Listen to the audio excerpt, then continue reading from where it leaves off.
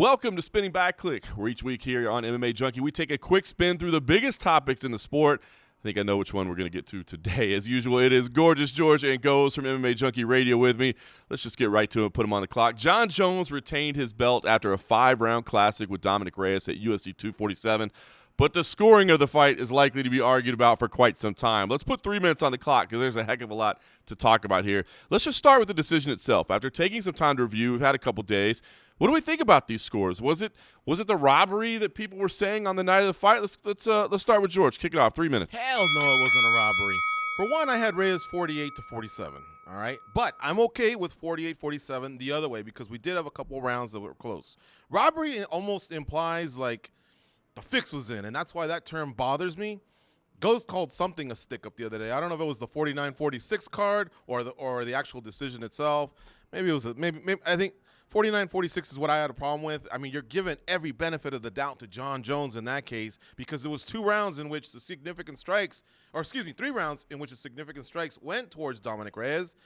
Jon Jones alluded to the fact that he got takedowns and he wrestled. Sure, he did, but not much was done with it. And again, the same guy that's turning in the 49-46 card is also the guy that's not crediting James Krause with winning 4 or 5 minutes in round 1 of his fight, which actually cost Krause the fight. So I'm a little confused by that one judge, Solis. That's actually where I think most MMA fans and media have their anger towards is that judge. 48-47 Jones, all right, I disagree. Maybe Goze might. I'm not sure what Jon scored, but still, I can accept that because it was close rounds. 49-46, oh, man, that and a few of the other questionable calls, didn't like them. So, but we move on. And I thought, again, 48-47 was acceptable. 2 judges had it. Jones wins. Well, interestingly enough, I had it 48-47 for Reyes on the night of the fight. Since I've gone back and watched it again, that round 3 was so close to me, man. I'm kind of okay with it going the other way. I might have even rescinded my score. I talked to Joe Silva, the matchmaker that had it a draw. He actually had 10-10 in the second round, so 2 and 3 were really close. So all this debate about score, I mean, people have been kicking around ideas, how do we fix this or how do we monitor it? Open scoring is something that a lot of people are talking about. Is that the right solution? Is that what will make things better somehow? Absolutely not. I mean, I think what we have to do here, guys, is we have to hold judges accountable for what goes on the night of a fight. You can have open scoring, but there's just going to be a lot of other holes that you're going to have to clog. I mean, think about it. If you're a judge and you turn in a score and you hear the fans booing, what are you more likely going to try and do? Make it up, right? The same way we see in the NBA, a referee, sometimes they have a makeup call, right? That's what they call it. You could see that. It's going to influence people. You don't want to do that. And plus, fighters are going to know what they're scoring, and they're going to maybe fight a little safe.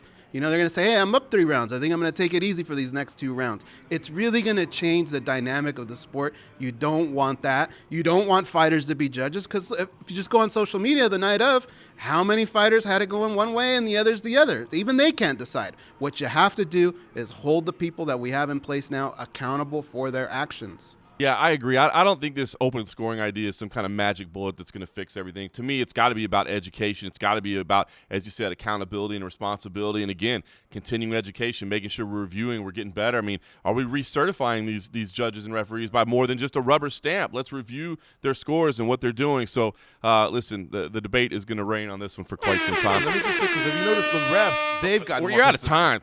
George, you're out of time. All right. All right, look. Shout out to the refs.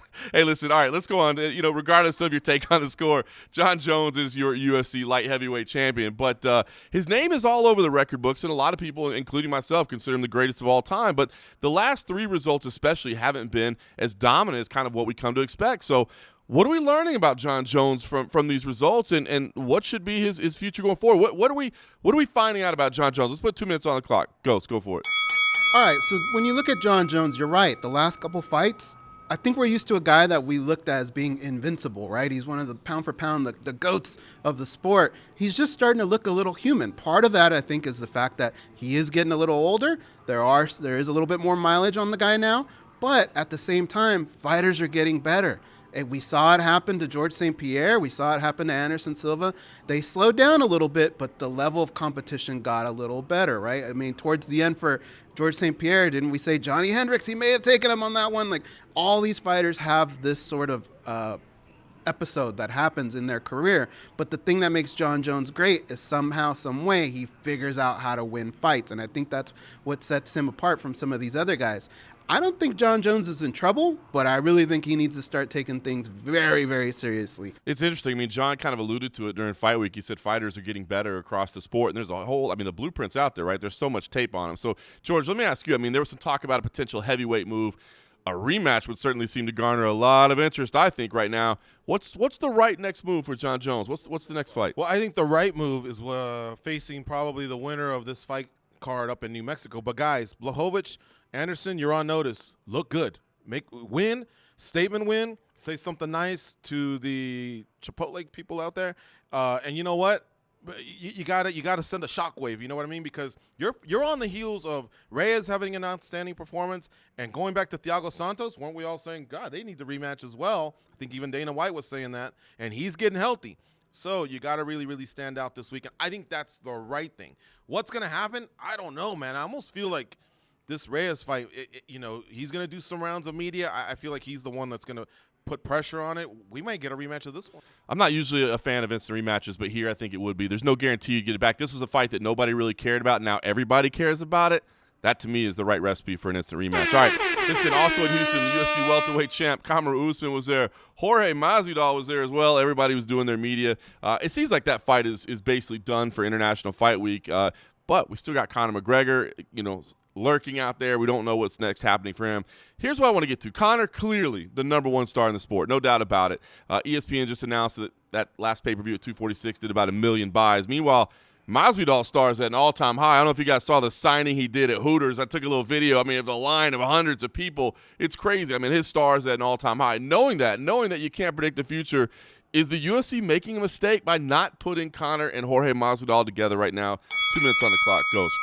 At first I really was one of those guys that felt like that might be the thing that's going on right now. It could be a mistake because that could be such a big fight. But then I realized, what you have in Jorge Masvidal is very similar to what you have in Conor McGregor. It really doesn't have to make sense what's on the other side because both those two guys can build fights off of nothing. Let's just say Jorge Masvidal fights for the title and loses. Realistically, there are fights out there still for him. You can still sell that Conor McGregor fight eventually, but how about Colby Covington? That would be a huge fight too. Can you imagine those two yapping on SportsCenter going back and forth? He's just one of those guys that is very similar to Conor McGregor, and he could sell you just about anything. So really, I'm okay with him getting the title shot and then maybe revisiting this fight further down the line. Does make sense. I mean, I guess it's kind of always be on the table, kind of like a Diaz-esque fight, right? I mean, that's always there. George, what about you, man? I know you like to strike while the iron is hot, and then you like those big money fights where people are going to talk. I mean, Jorge and Usman are talking a little bit, but not on the level that Jorge and Conor would talk, right? That would incite a rebellion among the fans. What do you think? Should the UFC have gone in that direction? Well, yes and no. Look, they got that BMF belt that they can always fall back on, and the fact that these guys are just going to be uber popular regardless of the wins and losses over the next couple of years. They just pull in fans, all right, both guys. So it makes sense. I think Masvidal honestly did earn his title shot. However, if Leon Edwards and Tyron Woodley, if somebody were to do something special and other types of UFC plans were to fall apart, the UFC can do some reparations. They got options. I want to see him get the title shot at this point versus Usman. I'm hoping things will heat up. They had a little altercation out there at the Super Bowl Radio Row.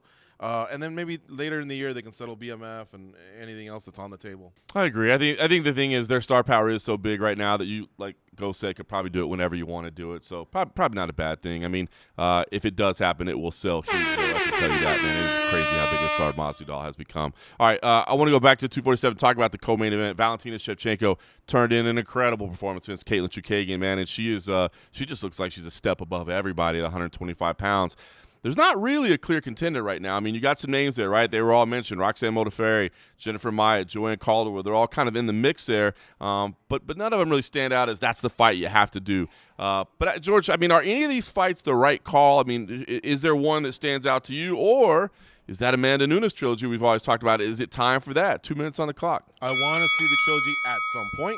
However, in a photo finish, you have to give it to Joanne Calderwood. She's won 3 of 4. She's won on what I call a run, not a streak. She's won 3 of 4. The other two ladies, Maia and Roxanne Modafferi, they've both won 2 of 3. Maia's been making weight issues. I fall back to Modafferi versus Calderwood, who, by the way, are great teammates, great friends. I don't think either one would have a problem with the other one getting the fight, but I think Calderwood's the right play right now. You got a champion that wants to be active. She'll fight on fight nights, pay-per-views, ESPN cards, doesn't matter. She just wants to be active. She wants to rack up those title defenses. She's on number 3, by the way. Noonan is on number 5. I think at some point, if these start to pair up, she'll get that last shot at Amanda Nunes. And folks, don't forget, one of them only was in a title fight, not 2. So she's not in that same position as Tate was with Rousey or Benavidez was with Johnson. Only one was in a title fight. Yeah, interesting take there. I mean, 2 of the best in the sport in the women's division for sure. Goze, what do you think? Is it time for the trilogy, or do you like one of those other fights more? Don't get me wrong. I do want to see these 2 gals fight again. I just don't think now is the time to do it. George is right. Calderwood probably makes the most sense out of the 3. You saw Lauren Murphy. She called Roxanne Modafferi out. Modafferi kind of accepted that fight, so maybe you take her out of the equation. But right now, I think there are fighters that Valentina could fight. The thing is, I don't know that they bring anything else that Caitlin Chikagian had in her fight. The problem with the situation is Valentina Shevchenko is just that good. The only person that really could stand on the other side and threaten is Amanda Nunes. We've seen it. I just don't know if now is the right time for it. But eventually, we do need to get to it. I'd like to see it. I just hate to make Valentina go up if she doesn't want to, and I think she's comfortable there. Now, if Amanda wanted to come down, which I don't think is possible, but if she did, I think you'd have to accept the challenge. You can't say no. For me, go with Modafferi. Modafferi beat the sister, right? So you get a little story there. And then if Valentina wins, then Joanne Calderwood can come in trying to save the teammate that lost. So see, you got a couple ties there. And Maya, sorry, you're out. You missed way too many times. We got the storylines going down. All right, listen, another big star on the table, Nate Diaz, has reportedly been offered a fight with Dustin Poirier. At least that's what Dustin Poirier told me over the weekend in May in California. He says he doesn't think Nate Diaz is necessarily going to accept the fight, but it would be a welterweight matchup. I don't know. Is this the right fight to make for these guys right now? Let's put 2 minutes on the clock. George, what do you think? Yeah, I would say so. Poirier had his nice run, man, of getting the interim title and then fighting for the undisputed title. He came up a little bit short. He's going to have to rebuild himself. And he knows right now there's Ferguson, who's first in line, arguably Gaethje next, but with Conor McGregor and his popularity, he might even step in front of Justin Gaethje. So he's honestly like 2 fights or a year away from contending again. So, yeah, why not get in that mix of BMF, just being, he's got a star power to him now. I think he can get in there, make some money, headline some cards, and just stay out of the way until it's time for him to strike again, because he's still young, guys. Yeah, especially, fighting in California makes a lot of sense for Nate Diaz. It being at welterweight necessarily wouldn't have a whole lot of impact on the lightweight rankings. But what do you think, Goze? I mean, is it the fight you like for both these guys? Well, you're right. It wouldn't have that much effect on the rankings, but I think what it could have a lot of effect on is Dustin Poirier. And there's an example there. When you think about Max Holloway and when he went up, and that was only 10 pounds, it just didn't seem like the same fighter. It seemed very different to me. And that fight kind of soured me a little bit on some of these fighters going up in weight. Dustin Poirier and Nate Diaz sounds like a great fight, but I don't know if it's the same fight that we're thinking at 170. I don't know if that's a good idea for Dustin Poirier, who at one point fought at 145. So I don't know if that's the right move for him. It's a great fight. We'll all tune in. It's a fun fight, rankings-wise. It could make sense, but I don't like the fact that he's going up in weight for it. It was funny. Poirier did say, listen, I'll fight at one. I was like, would you fight other guys at 170? He said, well, not the natural welterweights. He's like, I'll fight. He's like, I'll fight any of you lightweights at 170. We just don't have to cut weight. But, I think the interesting part for me is, the fight that I think would most make sense at 155 for him is Gaethje, the rematch, just in terms of rankings and what it means. But, man, you already got by Gaethje once. Do you want to have to do it again? I don't think that's a fight you want. I remember him sitting in a wheelchair afterwards, doing his post-fight speech. So I don't think he necessarily wants to do that. We'll see. I hope Nate will take that fight. We wanted to see it once before and it didn't happen. I hope we get to see it. All right, listen, the UFC is back in action. We will move right along. They're in Rio Rancho, New Mexico, as you said. There's some other regional action as well, of course. We'll talk about all the biggest storylines. I'm sure we'll still be talking about Jones Reyes on Spinning Back Click.